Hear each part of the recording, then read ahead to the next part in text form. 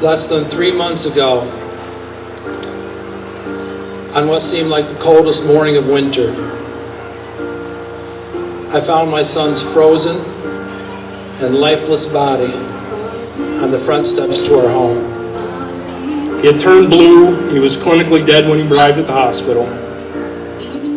But as soon as I turned, I saw my wonderful, loving son. He was laying against the wall, lifeless, blue, stone cold to the touch. 2 days after his high school graduation, 1 a.m. in the morning, we hear some screams from my son's friend, and we go downstairs to find my son lifeless and blue on the floor of his room with a bloody white substance coming out of his body. I was found overdosed, covered in my own blood, and on the side of the road in Franklandale. I mean, everybody repeat after me, no more. Brandon was a man of values, strong belief in God, and a loving son. My son was very, very smart, top of his class. He had it all. You can ask anyone. I was the good kid. I had good grades, honor society, friends, band, chorus, beauty pageants, you name it. The drug dealer did not first meet the woman in an alley or on a street corner, but in a doctor's office. When heroin enters the home, it is literally an evil that you can feel. Thus began our 2-year struggle, the period where hell reigned in my life and in his daily. He made up his own mind. I mean, he hit rock bottom. I mean, he put our family through hell.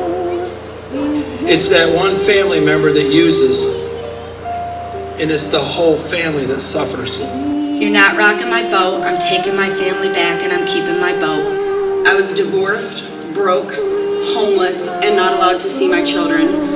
Don't be ashamed. Ben was desperately ashamed of what he had become. We lived in disgrace, embarrassment, and total guilt. I cried a lot. The people around me were starting to ask questions, but I hid in shame. We can no longer afford to be silent because the shame and secrecy behind addiction are just as deadly as the drugs themselves. Families that are dealing with drugs, you're not alone. You gotta reach people in their hearts and in their minds to make a difference in their lives.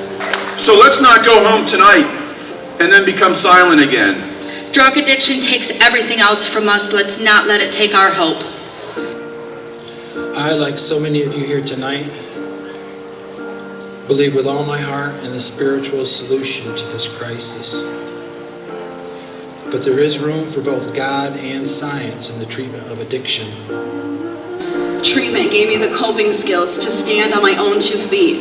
It gave me the ability to become a productive member of society.